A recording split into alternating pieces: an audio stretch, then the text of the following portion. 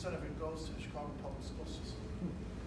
I've worked with state representatives in the future for over 30 years. And I'm asking you as state officials to let me know what can be done for all of us as property owners to help us with our exemptions.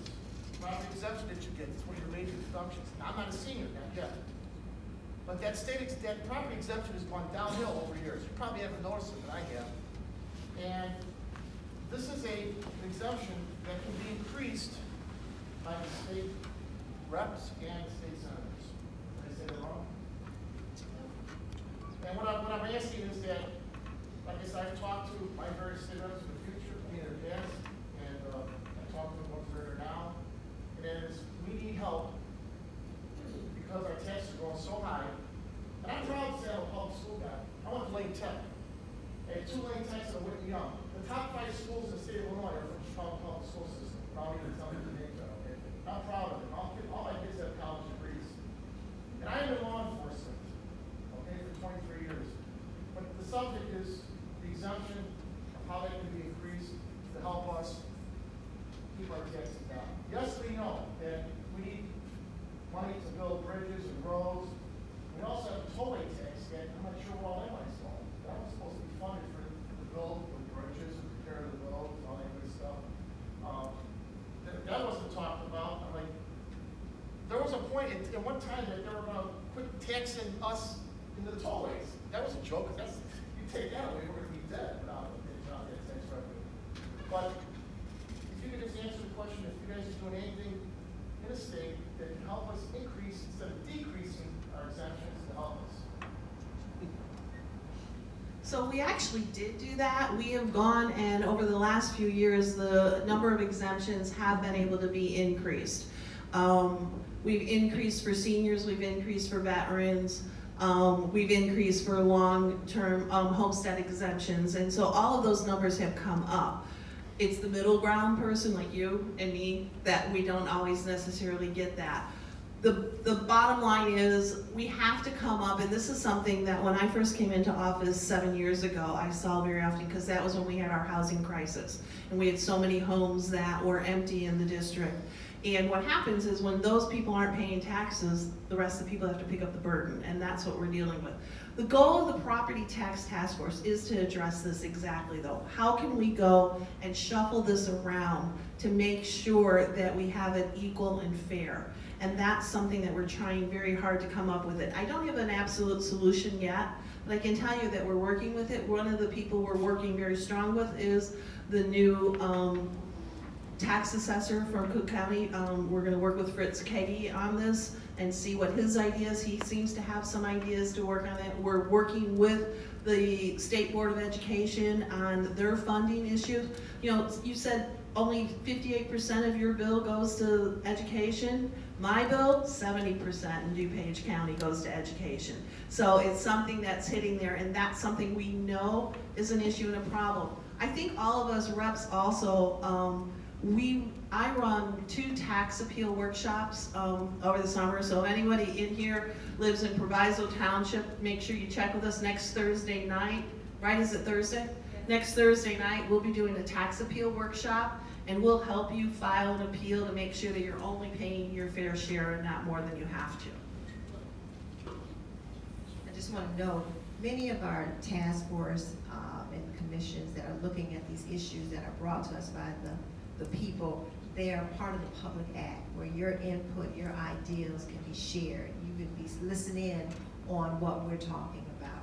So it's important that you get engaged and share some of the ideas and some of the concerns related to these issues. We need to hear from you. Just one observation on property is they don't make any sense. And I think because it makes a little sense, we break trust with you all who are paying them. Intuitively, you want to believe my house is worth $100,000, my tax rate is 2%, I pay $2,000. That's not how it works. I know Mayor Peterson would be able to understand this two-step thing where, on the one hand, the governments levy the taxes, and it's not how much is taxed to you or to you or to you, it's how much are we going to ask the whole community to pay. And we've capped that. That's what the property tax caps are for. And then you take that amount and you spread it out over all the taxpayers in the community. And that's where the assessment comes in. And so if your house value goes up, but everybody else's house value goes up twice as much, your taxes are gonna go down, because your relative share of the whole burden goes down. The problem with the exemptions, like we keep raising the senior exemption, but that means the seniors pay less and everybody else pays a little bit more. And there's the divide between commercial property and residential property. The city of Chicago does it very differently than the suburbs. So I think Kathy said it earlier, the best thing we can do is find a way to drive more revenue into the things you're now paying for with your property taxes and take that pressure off the property tax. The state should be paying a lot more for grade school and high school, but we rely so heavily on the property tax. It's not fair to the property taxpayers, and it means that different kids in different parts of the state get radically different educations.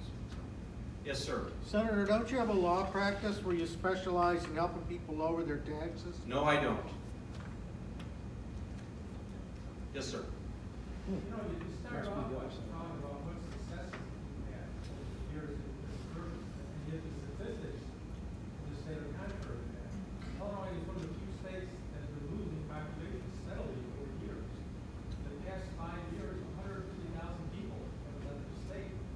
Last year it was 50,000 people. 50,000 people, that's a good sized town. They left the state. And one of the reasons they left the state is because of the policies and programs and laws that people like you have passed. I don't think so. And let's talk about this. So, population numbers are a tricky thing. There are 4 ingredients in population numbers. How many people are born, how many people die, how many people move into the state, how many people move out of the state. So, since the 1920s, people have been moving out of Illinois at a relatively consistent number. A little bit more of late, and we can get into that, but birth rates are down, death rates are not. Immigration is down for some fairly obvious reasons. But the people who have left Illinois in the last 4 years or so have not been the wealthy, have not been people chased out because of high taxes. They have been disproportionately middle class and lower middle class African Americans who struggled because we didn't have a state budget for 3.5 years, who didn't get any social services, who saw their schools declining, and moved to other places to get a better shape. We've lost almost 200,000 African Americans from the city of Chicago and from Cook County. That's the driver here. It's not people who are upset, well-heeled people who are upset with our tax policies. Businesses are flocking to the city of Chicago and to the Chicagoland region. We're seeing there's 69 cranes in Chicago building buildings, residential buildings, and corporate headquarters. We got a lot going for us, and it's because of the policies we've been implementing. The 4 years under the last governor, where we went almost 3 without a budget, really hurt us. That's not what people are leaving. People I'm talking about are people I know from personal experience. They move out of the state. I'll give you an example. Phoenix. I got a $400,000 house here in Westchester. I pay $10,000 a year in taxes. A friend of mine lives out in Phoenix. He's got a $400,000 house out there. He pays $3,000. Can he water his grass? He doesn't have grass. Can he take a shower every day? They still got schools, they still got roads, which are a whole lot better than us. They got police departments, they got fire departments, and yet they're paying a third. How do they pay for that? You're missing the point. No, You're missing the point of what these people are perceiving. I understand what people are perceiving, but And it's not just black people who move out of Chicago. Last year it was 50,000 people. That wasn't 50,000 black people leaving out of Chicago. have you looked at the statistics? Yeah. Can you share them with us? Because that's not what we're seeing. 5 years ago it was 10,000. 4 years ago it was 20,000. 3 years ago it was 30. 4 years, and then again 40, and then 50,000. But who were the people? Who were the people? That's what I'm asking. Do you have data on that? Yeah, Nashville has blocks and blocks of Elmhurst people that formed a club in Nashville because they got tired of living in Elmhurst and being in Illinois. So it's documented. They're moving to states with lower taxes. That's less right. Regulation. And your moves are all with more regulation and higher taxes. That's contrary to where you should be going. Well, I will bet on Illinois because we have a ton of good stuff going for us. And there are people moving here just as there are people moving out. You got a ton of bad stuff going for you. You're coming down, you're cracking down on gun owners harder, you're making them register like criminals. No, we're not. You've now become a sanctuary city, and if you look at the people who in this state who've been killed by illegal immigrants, you don't care about them. How many people have been killed by illegal immigrants? Oh, I tell you what, why don't you go out and talk to Tiffany Thrasher's family? The young lady who was murdered out in a nice town of Schaumburg. Not only was she murdered, she was beaten and raped and then murdered by a person who was in this country illegally. And yet you have made this state a haven for illegal immigrants and a sanctuary state. Now, if that guy were to get out of this country like he should have been, that nice young lady would be alive today. You want to go talk to her family and give them the zero, or doesn't she count? No. Thank you for making your point. We do appreciate it. And Most mass shooters are white. Just to put that point out there. Thank you. Yes, my friend, how are you? Rape and murder, what the hell is that got to do with that shooting? in jail. And We can disagree and be agreeable about it, so Yeah. please go ahead. Senator, I understand that Illinois can now collect sales tax on internet sales even when the seller does not have a physical presence in the state. Is that correct? That is correct. We have implemented the version of the Marketplace Fairness Act where the folks, when you buy from a retailer out of state, you pay a similar sales tax to the one you pay if you walk across the street to a store. Our local businesses have been a profound competitive disadvantage because of that. And this is the thing, you were always obligated to pay that as a purchaser. And it's on your income tax form, your 1040, but very few people comply with the law. So this just takes out the middleman and makes sure that the retailers are doing that collection. Right, it should help our bottom line a bit. And in my letter to you and to Representative Willis, I proposed, a way of maybe having the state distribute this money a bit more equitably to local communities. But it's too long to get into that now. Well, we appreciate your expertise. Right. And we are looking at ways to make sure that some of that money, the local share is appropriately distributed. Yes, sir. Senator, to follow up the gentleman's question, I personally work in e-commerce customer service. Every single day, I have to explain why we pay online sales taxes versus any other state with the exception of two. Texas and California. California has that in the last couple of months. I bring right here proof positive. And one bought just the other day, one a little more than a year ago, with the same billing address in Bensenville, one going to Colorado, one staying here. In Colorado, the one going to Colorado, there are 0 taxes. On the one bought just last week, Illinois state tax 6.25%, Illinois city tax 1%, Illinois county tax 0%, Illinois special tax 0.75%. Percentages are not my point. The point is why, and I can bring these up if you like. These are undisputable proof. I'm not sure I understand the question. What is it that you're? Please explain how, and yes, you do say that we pay them because we're in this state, except they're not. They don't exist in any other state except for two. Texas, because the company that moved out of this state because of your tax policies. That, by the way, your party refused to pass so many bills, the ones you mentioned, the infrastructure plan, the bill on the higher gas tax for 20 years. I'm sorry, did I forget who had control of the state? Or the fact that you held a budget for 3 years because we had a governor who actually served the people? Or the amount of bills that passed as soon as Governor Pritzker took office. Amazing how none of those could have passed in the 4 years previous. I'm asking for an explanation. One, where these taxes are going. What is the special tax? Every single day, I answer communications with 300 people a day. 300 over chats, calls, emails, social media. So I have to explain to them. What is it that you're selling? We sell apparel. Okay. We sell apparel, we sell gear. Right. Every single day I'm having to explain this. I had to have, our company, literally because someone explained to the customer that the burden on these needs to be explained by our leadership, yourselves. Has now instituted the policy that if we get any more questions about the sales taxes, we have to agree. Has finance. Why? Because they want someone who gives a more political correct answer. The question is, why, where are these sales taxes coming from? And let's start with the special tax. What is the special tax? I presume that is your company's internal shorthand for the RTA tax?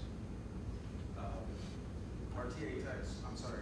It's a part of the sales tax that funds mass transit. So That would apply to all states or? no, it's a local Illinois RTA tax. It's a sales tax. That's Then what why funds. is it not on the one going to Colorado? Because you're not selling to an Illinois resident. Now the question is, should that be the case? If I walk into your store and buy something, I've got to pay the local sales tax.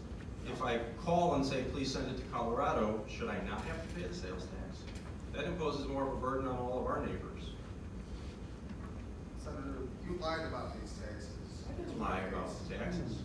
You lied about them to my face because you said that they didn't exist. When did I say that?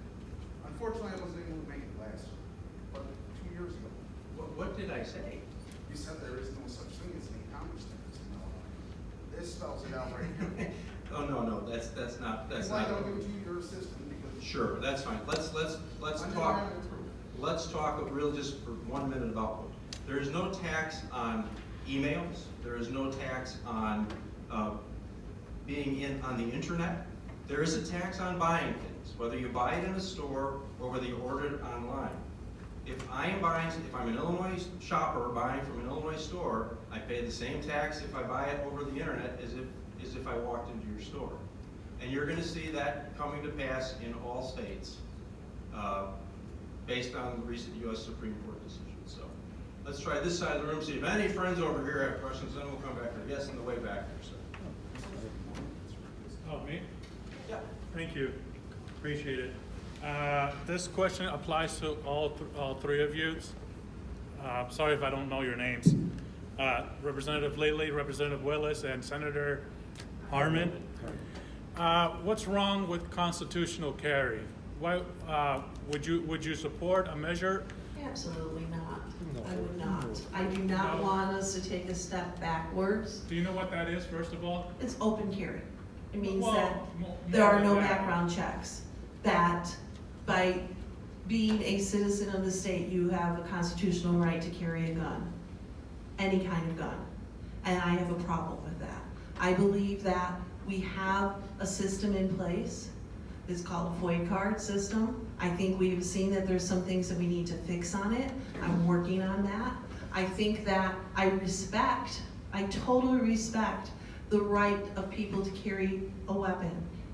But with that right comes a responsibility. And that is something that I work very hard for. So that right is not an inalienable right that anybody and everyone can have. And I think everybody in this room, if you took a step back from the Second Amendment, would realize that there are people that should not have access to weapons. Whether it's their mental health, their age, whatever it may be. And there are people and certain weapons that not everybody should have access to, especially not private citizens.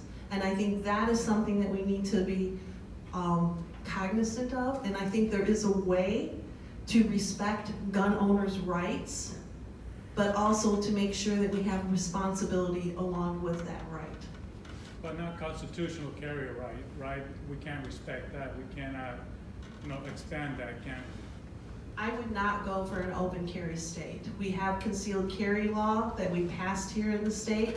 I think it is the best that we've been able to come up with, but I do believe that there are limitations, and I would not go for an open carry state. But you do know the FOIA card is under the state Supreme Court's gonna look into it. FOID card has been in existence since 1968. I think it's gonna hang around for a while still. But we'll see what the court says. May I That's also right, get let's the- see what the court says. May I also get the two opinions from the other two politicians as well, just to see where you guys stand as well? A well-regulated militia being necessary to the security of a free state, the right of the people to keep and bear arms shall not be infringed. I attach some import to the first clause. It's the only right that I can think of in the Constitution that requires regulation. And so I would agree with my colleague. I support the concealed carry model here, however reluctantly, but I would not support unregulated open carry of any sort of weapon whatsoever.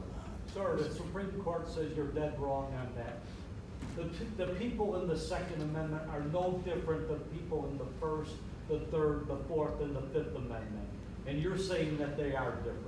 The Supreme Court did not apparently read the first several words of the amendment, and I don't understand that, but I They think the did read Supreme it, Court was sir. wrong. And they ruled on that in McDonald versus They Chicago. ignored a well-regulated militia. They did not address that clause whatsoever.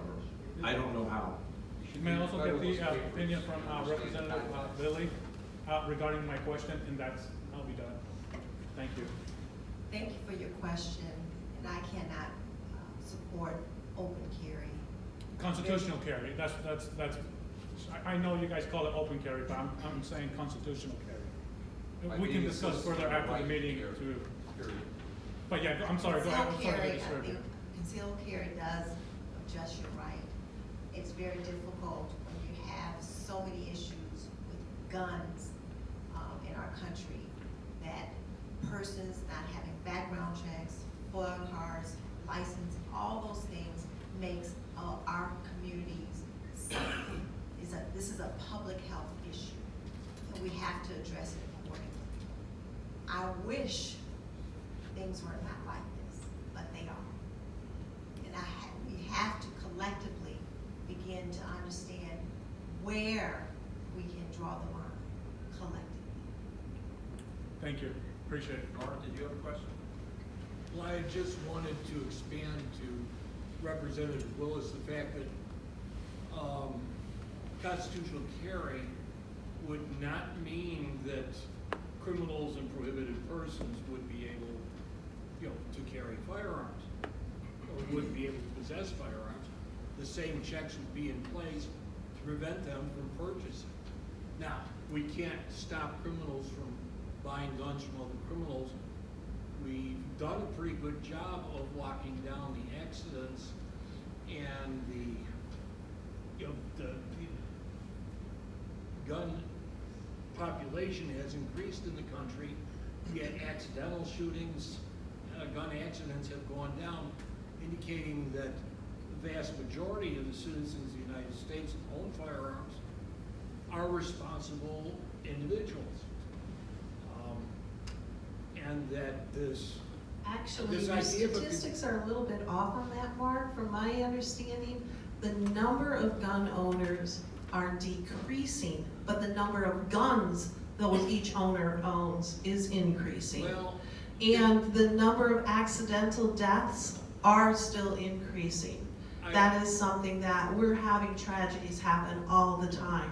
I would like to finish this here. Okay, please do, I'm sorry. Sorry.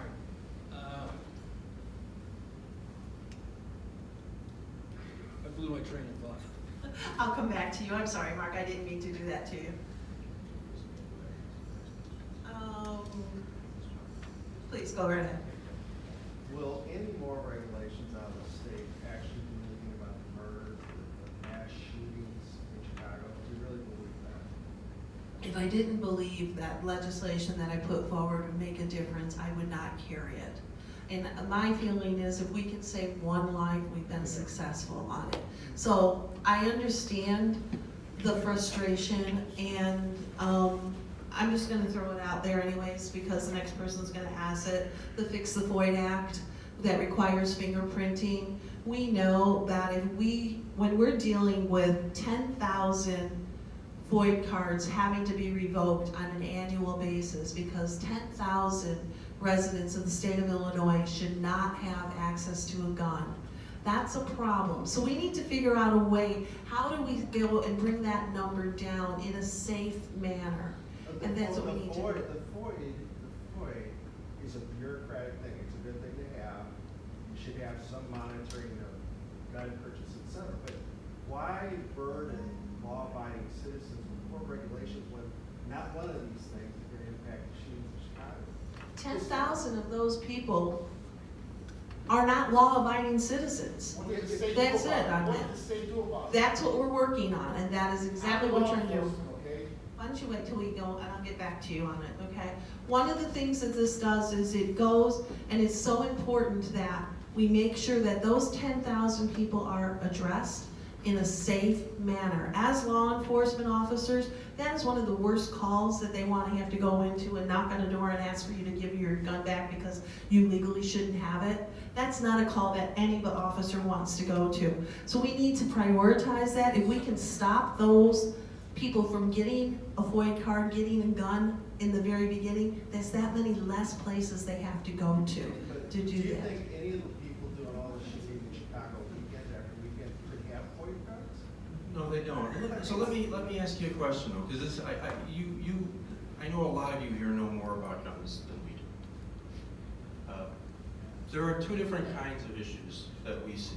There are the mass shootings, these horrific school shootings or concert shootings that get national headlines and make our jaws drop.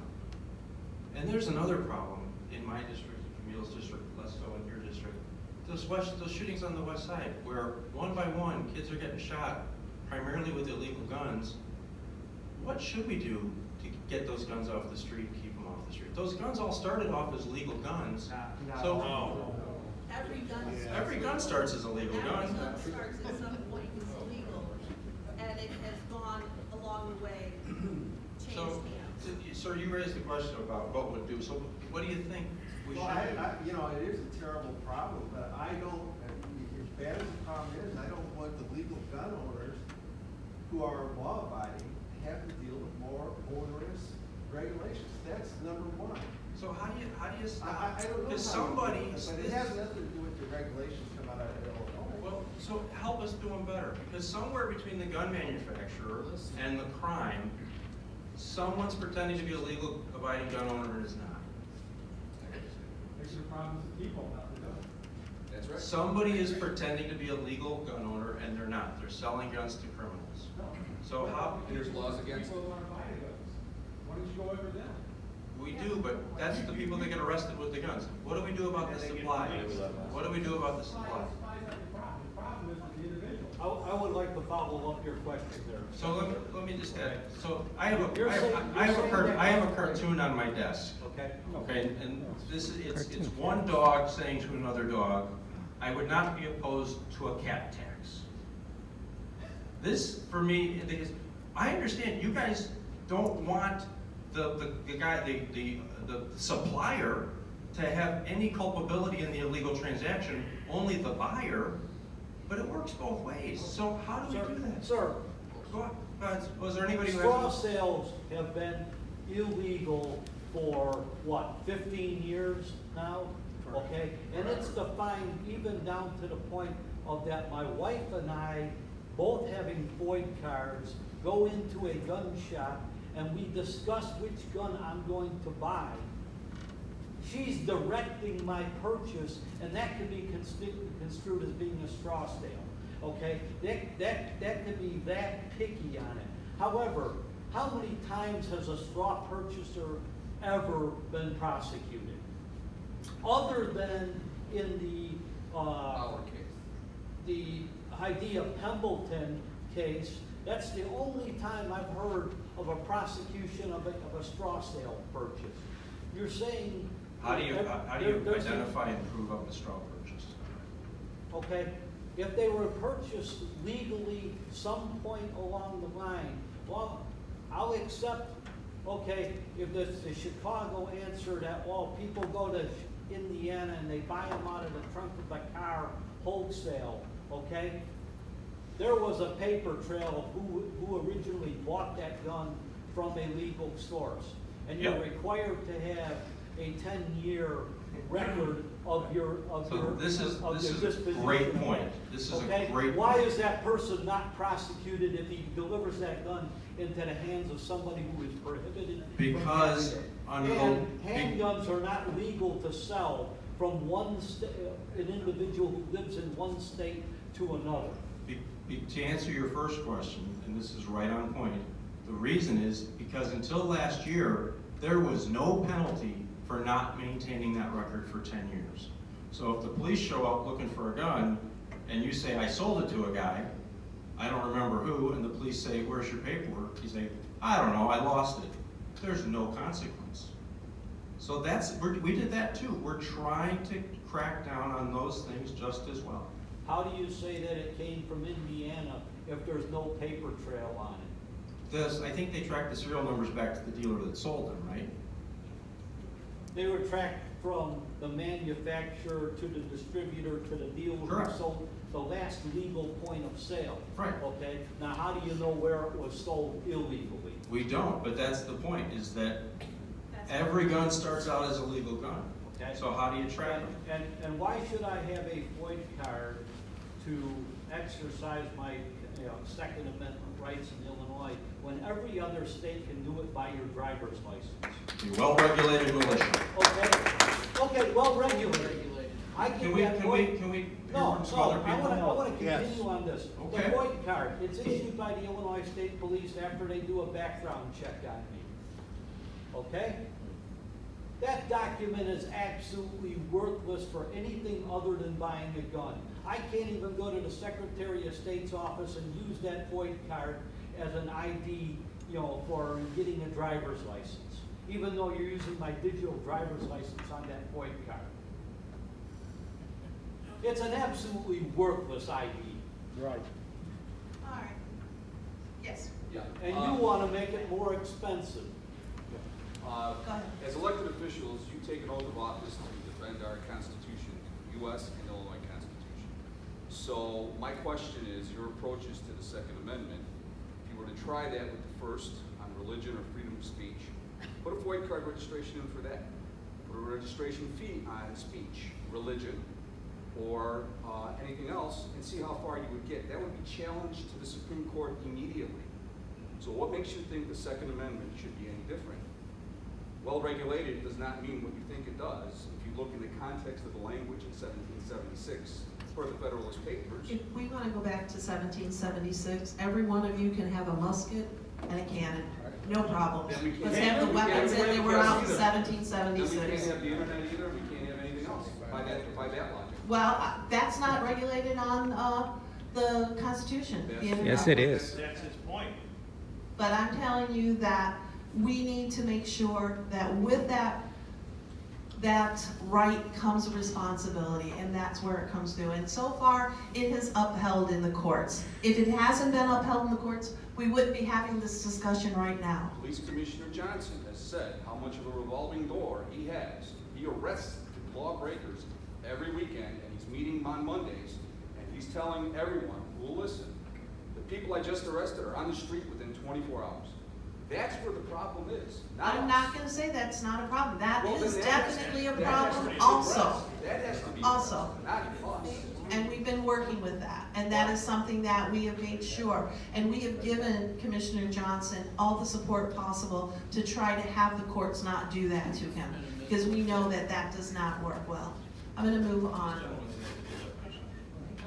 Stated it properly, but Representative Lilly said that it's a health concern, violence to health. How can that be when Cook County, Houston Cook County, they release offenders on almost no bail whatsoever? So, you're saying you're going to punish people, but you don't even know what's slapping. They're out of jail in 2 days or something. There's no consequences to what they're doing. So the bail reform issue is a really important one to talk about. Bail does one of two things. It ensures people come back for their court dates, which is what it's intended to do, because they haven't been convicted of any crimes. And in certain circumstances, you can hold someone in jail if they're dangerous. When we release somebody without bail, they typically come back for their court date, just the same rate as when we had bail. For violent offenders who shouldn't be back on the street, they keep them in the county jail. Not all of them, but violent offenses. A lot of the gun cases where the guys have been turned around have been possession charges, not violent charges. And the violent charges typically end up staying in the county jail until their court disposition. And if you've got any statistics to the contrary, I think we should review those. So let's look for some folks who haven't spoken. Yes, sir, in the blue shirt. Yes, thank you. I do think the gun discussion is important, and I'm sorry to get in the way of that for just a couple of minutes. God But bless you. I have I was a gonna different ask for something else. So you talked a lot about the 45 billion, which I think is over 10 years. Is that all in the lockbox, as it were? So, Because I have another question related to that. So that's a great question. If folks don't understand, the lockbox was the last constitutional amendment that we enacted, and I mentioned it obliquely in our opening remarks. So we passed a constitutional amendment that said any revenue generated from transportation-related sources needs to be spent on transportation. And so yes, all of the taxes relating to transportation, the gas tax, the parking tax, the fees on vehicles, all of that goes into the lockbox. Okay. And that's being spent only on transportation. So there's a huge hole in the back of the lockbox. The Cook County Commissioners spent money because of the Home Rule Initiative that allowed them to spend money on a program for justice that had nothing to do with transportation. And the Cook County Circuit Judge, Judge Peter Flynn, said that home rule entities in the state of Illinois, specifically Cook County, can use that lockbox money for anything they want.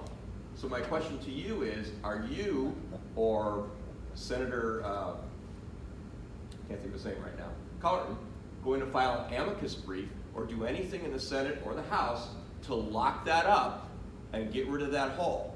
Because otherwise, we're going to be spending that $45 billion on planting flowers and somebody's new Riverwalk and things like that, and it's not going to go for what we were told that it's going to go for. So let me say this. We have been focusing on the state level stuff during the spring session, and these are state revenues being spent by the state. So the gas tax revenue collected by the state will be spent on transportation. That lockbox applies to us, and we will make sure that it applies to us. I think we're going to have to look into this, the decision, and figure out what the county is doing and with what funds. So, is it the county gas tax or what? No, it's from the state. It was from money that came to this Cook County from the Lockbox Amendment, and it was for transportation. And the Circuit Court and Cook County Commissioners, who we all know who they are, spent that money on a program for justice, something having to do with criminal justice, had nothing to do with roads. And the judge in the Cook County Circuit said that money, because of home rule, which there are, how many communities in Illinois? A handful. Cook County is the only county that's home rule. And they're going to get the biggest amount of money from the lockbox. The larger. They spend it on something else, and he said they can spend that money on anything they want. Can we take a look at that decision? Can you make sure our staff gets that? We'd like to take a look at that. Absolutely. Thank you very much. Jennifer in the back. I just wanted to know if there was any new updates on new opioid crisis initiatives that are happening this year. I'm happy to hear that there's still legislation ongoing, but wanted to know if the legalization of marijuana will make any impact on the opioid crisis, or if there's any new ideas that we have out there specifically to be a huge issue. Well, one of the things that we did do in the last few days was we expanded the medical marijuana use, and that was done specifically to give an alternative for opioid prescriptions, to expand that, and that is one of our goals on it. It's not going to be a magic button. We know that, unfortunately, and it's something that we'll continue to work on and work towards. But that was the one piece that I know that comes to my mind right away, that we did that. We wanted to wait until the adult recreational use was passed before we expanded medical use, but it's very vital to expand the medical use to make sure that we have a very viable alternative. Along those same routes, we have been working with the pharmacy community to expand reporting of opioids, so that we don't have patients that are doctor shopping or pharmacy shopping and doubling up on their medication, or continuing to do that, so that we can try to recognize that, still get the people the pain management that they need, but make sure that it's done in a responsible way. And so we are working on that. Yes, all of the mental health funding that's coming through the mental health committee is focusing in on opioids and counseling and psychiatry and therapy. With the Senate Bill 7, 20% of the revenue is going to go towards mental health and substance abuse. We are trying to deal with the issues that many of you probably have a family member, a friend who are suffering from drugs and opioids. It's very real in each and every one of our lives. Those conditions are going unaddressed, and lives are being lost, and families are being turned upside down because of it. We here in the state of Illinois instituted a mental health committee to begin to listen to the people and where these services are needed. And we are putting funding in those areas so that people can get their mental health needs addressed. Everyone is sedating themselves because they can't handle the pressures that we are putting on society. It is a problem. And it is a public health issue when you have people harming one another. Whether it's with a gun, whether it's domestic, whether it's with their fists, we have a societal problem, and we need to address that. And here in Illinois, we put a mental health committee in place to do just that.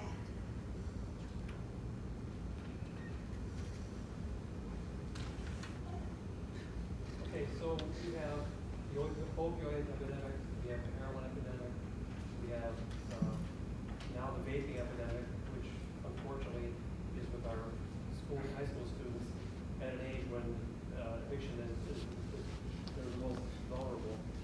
Yesterday in the Wall Street Journal, the CEO of the Juul company that makes these vaping devices apologized to parents of teens all across the country and professed surprise that the most, and this is my words now, the most technological proficient kids in the world wouldn't be attracted to a device that's kind of high tech in a vaping device.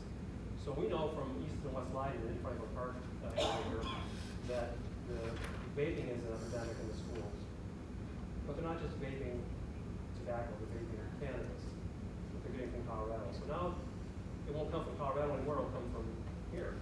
So the age thing, under 21, these are all laudable goals that we have, but I just don't see how these things aren't all totally connected and how we haven't sent a message to our young people that these are drugs.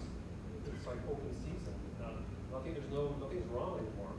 And the social worker told me from West Leyden that she felt that high school students in particular, as much as they're rebellious, they look at legislators, local and national, and hold them in very high esteem.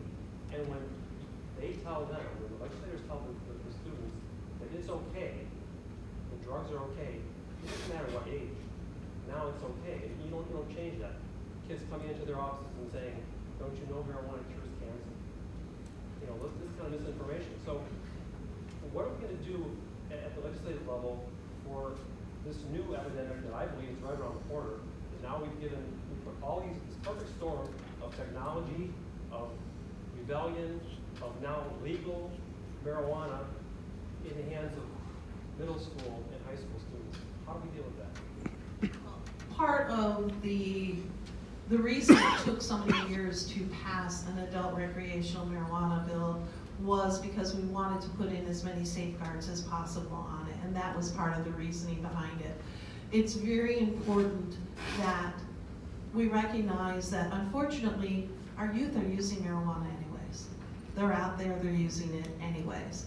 And sometimes they're using stuff that is actually much more harmful to them than marijuana. And the only way we can do that is if we can regulate and license the distributors and the dealers. Maybe, I'm not saying it's gonna be a perfect solution, but maybe we can cut down on the illegal use and cut down on the abuse of the system and the deaths that come through from fentanyl-laced marijuana or fentanyl in anything that we're having issues and problems with.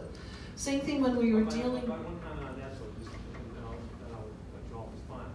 In Colorado and California, the black market has not gone away. It's gotten worse, it's gotten more violent, it's gotten more aggressive. So the black market doesn't go away. California had to lower the price of their legal marijuana because they couldn't compete because what they all of a sudden discovered wasn't the established market. Well, and I think we're trying very hard. We tried very hard to learn from the mistakes that we saw that were going on in Colorado and in California and try to avoid those type of things. Now, I'm not saying that it's gonna be perfect and it's gonna get rid of the black market. I had a very difficult time deciding how I was gonna vote on it. And we also made sure that we still left in there are certain rights that employers will have, that they can still stay zero tolerance. Police officers, first responders, they have zero tolerance. So even if it's legal, they're not gonna be able to do it anyways. Teachers, there's schools districts that are gonna possibly put in zero tolerance. So that is, when we're still dealing with a federal issue compared to a state issue, there's still a lot of barriers that are in there. So I don't think that we're gonna see it go as crazy as we think it will be, but I think we put in a lot of checks and balances in there. One of the things that we've passed twice and enhanced is social emotional assessment of our young people. Many of the young people are having issues in school with developmental challenges, developmental health issues. And what's happening is when you do not address those issues of our youth, and they go unaddressed for years, the young people then find their own vices to handle their situations.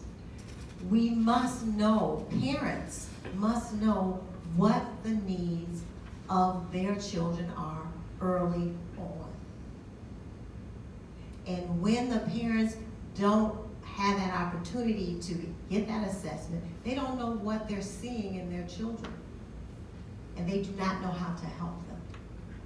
This is all of our responsibility. So we in Illinois put that requirement into the schools when they get their physicals, every kindergarten, first grade, sixth grade, they also get a social emotional assessment so that the parents will have access to those services that's going to help the young people. We also need to look at the curriculum that we have in the schools today. I hear over and over from young people, I am not, or you are not equipping me for what I am dealing with in society. When I am learning what I'm learning in school today, it is nowhere near the multiple complexities that our society has put in place for these young people to deal with. We need more education and information about what we are coming up against. And what we're teaching our young people is not preparing them for these critical issues that's going to turn their lives around. We have to begin to understand education is key. And we have our young people in a school system 5 days a week. How many hours a day? At least 5, someone all day long.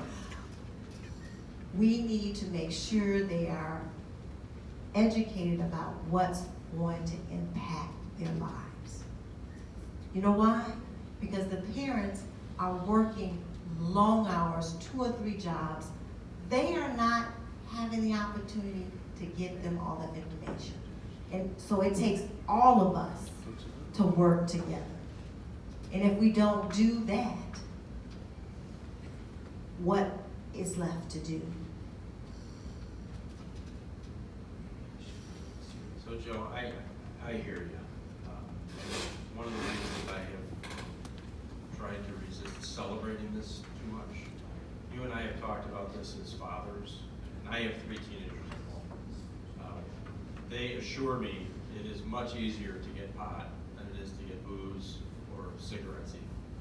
They know who has it and where to go. And there are kids using it, and you don't know anything about the quality, you don't know anything about the risk.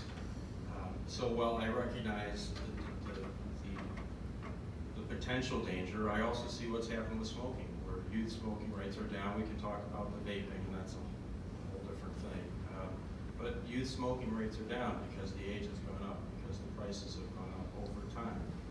And that's something I think the sponsors worked very hard on, and they made this advice very public to municipalities. Do not tax the cannabis high rates right away, because you won't force the illicit market to go away. You need time for people to move away from that and move to the legal markets. And I think over time you'll see less youth use. That's actually coming to bear in Colorado from the last statistics we've seen, a reduction in youth smoking of cannabis. You'll see a safer product, and I hope we're right. The good thing is if we're not right, we know what to do to fix it. But this is a constant exercise in democracy. You try to fix it, and if you get it wrong, you have to fix it again. And if you still got it wrong, you fix it again. But just to put this in perspective, a huge part of this bill was also an expungement of criminal records for people who did something that would now be legal. We're going to expunge 750,000 records for marijuana possession. That's 750,000 people. I remember early on in this debate, more than 10 years ago, meeting a young guy from Oak Park who just finished his teaching curriculum, and he found out he couldn't get a teaching license because of a marijuana conviction from when he was 17. He couldn't teach for something that happened 6 or 8 years ago, and it was an anomaly. But we have so distorted the consequences for some of this. And we just wreck people's lives. So we're trying to recalibrate that whole thing, and I hope we get it. All right, so the hour of 8:30 has come. We want to respect everyone's schedule. I do want to say something very particular to a large group of folks who are here. Thank you for coming, even though we know you disagree with us. That is your First Amendment right, and we appreciate that, and it is our job to listen to you. I want to offer an invitation. We can do this in different ways. We can have town hall meetings where it's very confrontational, and you tell us all you think we're full of baloney, and we can give you answers to the best of our ability. But we can also sit down and try to have a rational conversation where we learn from each other, where we're not on stage, and maybe we would go back to Springfield with a keener appreciation for some of the things that we can do and some of the things that we shouldn't do. So any other closing thoughts? Thank you very much for coming. We appreciate your time. Feel free to email us if there's some burning question that you did not get answered. Thank you for coming. I do have cards. Thank you all.